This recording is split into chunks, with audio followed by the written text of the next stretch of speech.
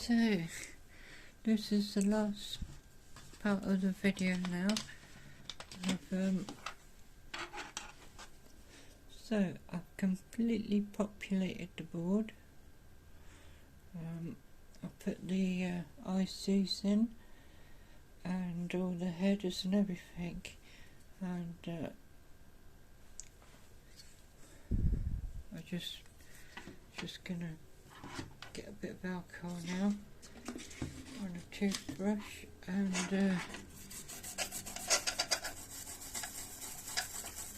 give it a good old scrub around the joints.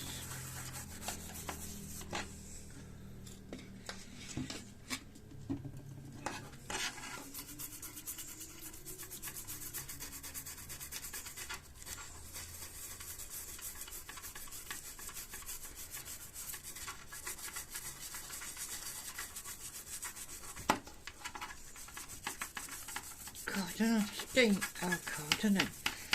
I don't know if you've used it, but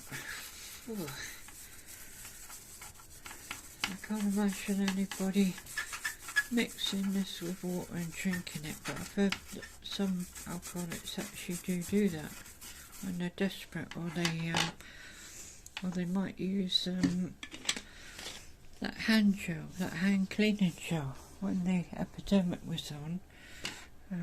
Some alcoholics had a right old time with that, didn't they? Anyway, so let's basically make sure that there's no flux residue on there.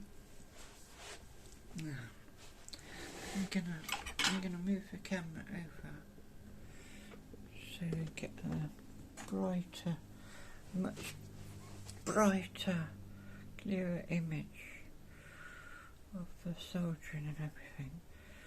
So you saw me soldering, you saw my technique. I use a fairly hot iron, 270 to 300 with a small bit like that.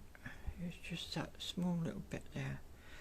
I'll show it against there for size comparison to give you an idea. Yeah, and yeah, I don't put a lot of solder. You can see from these joints there's not a great deal of solder on each joint. Like I said, put all the chips in now. I've put all the board's completely finished now. I don't know if I'll be able to test it. I might have to go testing it without it being in the back plane. I shouldn't think it'd be that too difficult to test it. I can just apply power and examine it with the oscilloscope. So I might put that in a video. What else did I want to say? Oh yeah, these pins, this final header, I just pulled out all the pins, you know, and I think, well, it's really lovely to do this kind of thing if you're into this kind of thing. So I would highly recommend this. Kit. Thank you very much for watching. God bless. And I'll see you in the next video.